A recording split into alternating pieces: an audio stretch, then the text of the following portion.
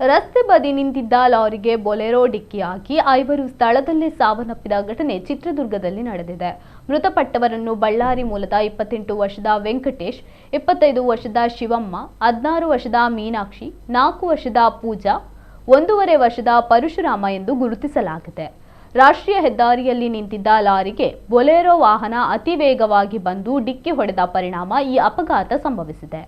ಘಟನಾ ಸ್ಥಳಕ್ಕೆ ಪೊಲೀಸರು ಭೇಟಿ ನೀಡಿ ಪರಿಶೀಲನೆ ನಡೆಸಿ ಪ್ರಕರಣ ದಾಖಲಿಸಿಕೊಂಡಿದ್ದಾರೆ.